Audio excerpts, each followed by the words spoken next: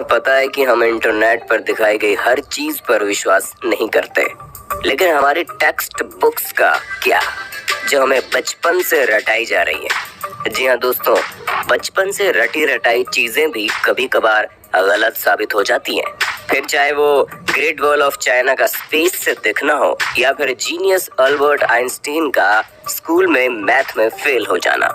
इसलिए दोस्तों दिल थाम कर बैठिए, क्योंकि आज हम आपको उन झूठ के बारे में बताने वाले हैं जिन्हें आप सदियों से सच मानते आ रहे हैं। और अंत में जो सच्चाई हमने आपके सामने रखी है ना, उसे जानकर आप हंसी से लोटपोट हो जाएंगे। दोस्तों, अगर हम आपसे पूछें कि इजिप्ट में बना पिरामिड किसने बनाया था, तो हमें पता आप यही जवाब देंगे कि इजिप्ट में रहने वाले मजदूरों ने मेहनत करके इस पिरामिड को तैयार किया था। लेकिन हम आपके भ्रम को तोड़ते हुए ये कहना चाहते हैं कि बिल्कुल भी सच नहीं है। असल में इस पिरामिड को बनाने वाले ज्यादातर लोग मजदूर थे ही नहीं।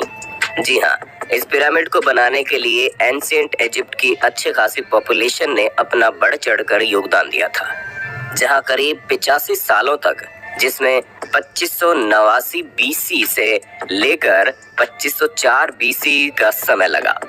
और इतने समय के अंतराल में इजिप्ट के रहने वाले लोगों ने अपना खून पसीना करके इस पिरामिड को तैयार किया था, ताकि वो अपने नेशनल आइकॉन को खड़ा कर सके। ऐसे में जो लोग इतने बड़े बड़े पत्थरों को नहीं उठा सकते थे, उन्होंने यहाँ पर काम करने वाले लोगों के लिए खाना, रहने और बाकी चीजों की व्यवस्था की। यानी कि हर इंसान ने अपने लेवल का काम किया, जिसमें कुछ लोग सिक्योरिटी के लिए काम करते थे, तो कुछ लोग भारी भरकम पत्थरों को जुटाने के लिए दूर दराज इलाकों में चले जाते थे, ताकि वो अपने नेशनल आइकॉन को खड़ा कर सके। ऐसे में दोस्तों उनकी मेहनत रंग लाई और ये पिरामिड वाकई में दुनिया भर में जाना जाता है। चलिए दोस्तों, अब आपके सबसे फेवरेट माइकल जैक्सन की बात करते हैं, क्योंकि इस बात से कोई इनकार नहीं कर सकता कि माइकल जैक्सन ने पॉप म्यूजिक में एक अलग ही मुकाम हासिल किया था, जहाँ ये सिंगर के साथ साथ एक बेहतरीन डांसर भी थे। और इनके डांस मूव तो वाकई माशाल्लाह थे। ऐसे में उनका मून वॉक करने का जो स्टाइल था, वो लोगों में बड़ा फेमस हुआ।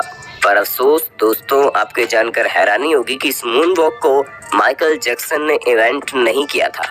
हालांकि उन्होंने इसे सबसे पहले 1983 में परफॉर्म किया था।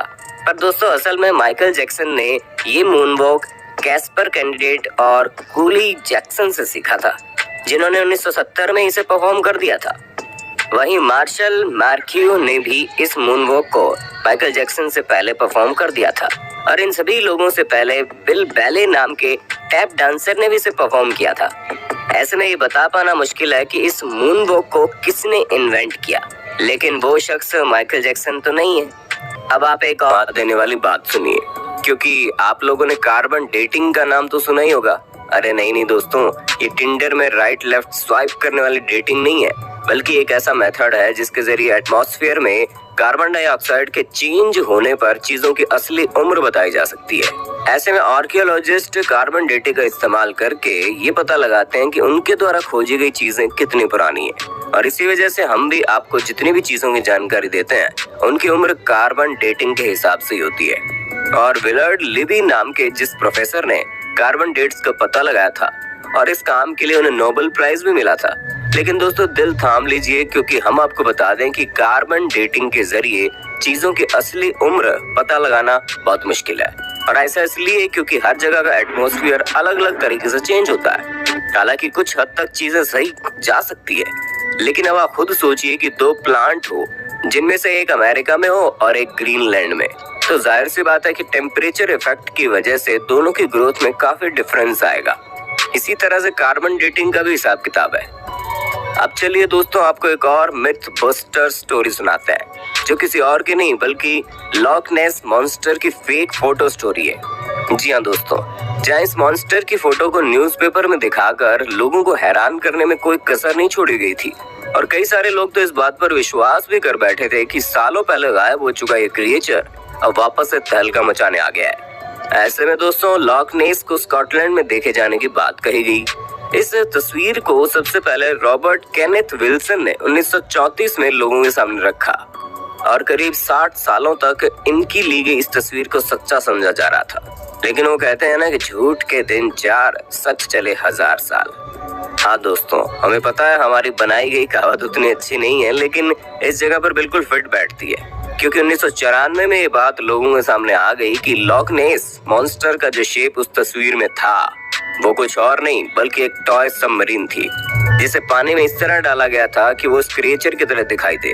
और ऐसा मर्म्यूडेक नाम के जर्नलिस्ट ने किया था ताकि वो अपने न्यूज़पेपर से बदला ले सके, क्योंकि उनके न्यूज़पेपर ने लॉक नेस मॉन्स्टर के बारे में छापने की वजह से उन्हें बातें सुना दी थी। और इसी वजह से उन्होंने इतनी बड़ी कहानी रची जिसके चंगुल में दुनिया करीब 60 सालों तक थी। दोस्तों, जब आप दुनिया के अजूबों के बारे में सोचते होंगे तो आपके दिमाग में सबसे पहले क्या आता होगा? माचू पिच्चू, ताजमहल या ग्रेट वॉल ऑफ चाइना? लेकिन बाकी सबका तो ठीक है, लेकिन ग्रेट वॉल ऑफ चाइना के बारे में हम आपको बता दें कि इतना भी ग्रेट नहीं है कि स्पेस से दिखने लग जाए। जी हाँ दोस्तों, क्योंकि सच्चाई तो ये है कि इतना बड़ा भी नहीं है कि इसे हमारे एटमॉस्फेयर के बाहर किसी भी जगह से देखा जा सके, फिर चाहे वो मून ही क्यों ना हो जो हमारे सबसे करीब है। और ये हम अपने मन से नहीं कह रहे, बल्कि खुद नासा ने इस बात को साबित किया है। हालांकि भले ही 21,196 किलोमीटर लंबी हो, लेकिन अगर हम इसकी चौड़ाई की बात करें तो ये बॉटम से मात्र 20 फुट चौड़ी है और टॉप से केवल 16 फुट चौड़ी है।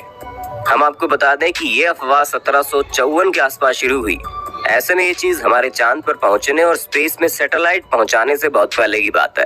तो ये सिवाय अफवाह के और कुछ नहीं है। अब भले ही हर साल यहाँ पर करोड़ों की संख्या में लोग आते हो, लेकिन अफसोस वो चाइना की जिस दीवार पर खड़े होते हैं वो स्पेस से तो नहीं दिखती। चलिए दोस्तों, चाइना से आप हमें ये बता दो कि दुनिया भर में तहलका मचाने वाला कोरोना वायरस चाइना की किस जगह पर सबसे पहले फैला था? हमें पता है आपको जवाब पता होगा, इसलिए कमेंट बॉक्स में एक भी इंसान का जवाब छूटना नहीं चाहिए। वैसे दोस्तों, जब कभी भी आप वाइकिंग्स के बारे में सोचते होंगे तो आपके दिमाग में सबसे पहले चीज क्या आती होगी? हमें पता है ज्यादातर लोगों को बड़े से जहाज का साइज और सींग निकले हुए हेलमेट याद आते होंगे, पर हम आपको बता दें ये दोनों ही चीजें झूठी हैं, जो कि हमारी मेन स्ट्रीम मीडिया द्वारा हमारे दिमाग में डाली गई। असल में कई सारे हिस्टोरियंस को वाइकिंग्स के समय के टूल्स मिले हैं, जिनमें से एक भी हेलमेट ऐसा नहीं मिला जिसमें सींग लगे हों। हालांकि ये माना जा सकता है कि वो लोग लड़ते टाइम खुद को बचाने के लिए हेलमेट का यूज करते होंगे, लेकिन इसका मतलब ये नहीं है कि उनके हेलमेट में ही डायरेक्ट सींग लगे हो। दोस्तों, ये जो अफवाह है ये तब से फैलनी शुरू हुई जब गुस्ताव मालस्ट्रोम नाम के आर्टिस्ट ने अपने आर्ट में वाइकिंग्स के हेलमेट में सींग लगा दिए, और तभी से लोग ये समझने लगे कि उनके हेलमेट में सींग होते थे, जबकि ऐसा कुछ भी नहीं है। तो दोस्तों, हमें पूरी उम्मीद है आपको अपने होस्ट और दोस्त सैम की वीडियो में मजा आ रहा होगा। अगर हाँ तो साथ ही वीडियो को लाइक करते चलिए ताकि हम फ्यूचर में भी इसी तरह की इंटरेस्टिंग वीडियोस लाते रहें। दोस्तों, अब हम आपके दिमाग की सबसे बड़ी उपज को दूर करते हैं, क्योंकि कई सारे लोगों को ये सिखाया जाता है कि अल्बर्ट आइंस्टीन जो कि इतने बड़े जीनियस थे, वो हाई स्कूल में बेसिक मैथ की वजह से फेल हो गए थे। तो दोस्तों, ये बिल्कुल गलत है। जी हाँ, ऐसा कुछ भी नहीं है, बल्कि आइंस्टीन तो उल्टा मैथ के जीनियस थे, जहाँ मात्र 15 साल की उम्र में उन्होंने मैथ में अपनी बहुत अच्छी पकड़ बना ली थी। अब दोस्तों, जाहिर सी बात है, जो शख्स फिजिक्स की दुनिया में इतनी बड़ी उपलब्धियां पाया हो, उसे बेसिक मैथ ना आती हो, वो भी हाई स्कूल के समय में, ये चीज थोड़ी सी खटकती है। पर हमें तो बुरा उन लोगों के लिए लगता है जो ये सोचते हैं कि उन्हें मैथ नहीं आएगी, फिर भी वो साइंटिस्ट बन जाएंगे। अरे दोस्तों, साइंटिस्ट बनने के लिए मैथ भी जरूरी है, ठीक उसी तरह जिस तरह सिंगर बनने के लिए अच्छा गाना जरूरी है, तो डांसर बनने के लिए अच्छे मूव्स करने जरूरी हैं, क्योंकि ये सभी चीजें बेसिक्स है। दोस्तों, हमें पता है आपको इस बारे में कुछ भी पता नहीं होगा, लेकिन हम आपको बता दें कि 19वीं सदी के मध्य में अमेरिका में एक बहुत बड़ी अफवाह चली थी, जहां पर सिगरेट बेचने वाली कंपनियां एडवर्टीजमेंट में कहती थी कि सिगरेट सेहत के लिए अच्छी होती है।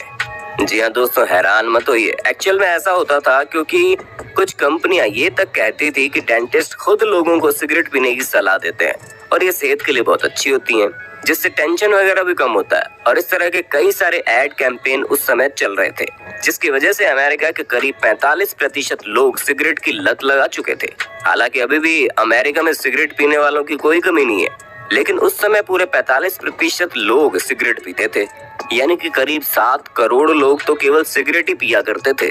वो तो बाद में पता चला कि ये सेहत के लिए हानिकारक है, जिससे भगवान आपको अपने पास जल्दी बुला लेते हैं, और इसी वजह से लोगों ने मरने के डर के कारण सिगरेट को टाटा बाय बाय कहना जरूरी समझा। पर शायद अभी भी कुछ लोग इस बात को नहीं समझते हैं। दोस्तों आज के लिए बस इतना ही। उम्मीद है आपको हमारी वीडियो पसंद आई होगी। अगर हाँ तो इस वीडियो के बारे में हमें कमेंट करके जरूर बताना और ऐसे इंटरेस्टिंग वीडियोस लगातार देखने के लिए हमारे चैनल को लाइक शेयर और सब्सक्राइब करना बिल्कुल ना भूलें। धन्यवाद।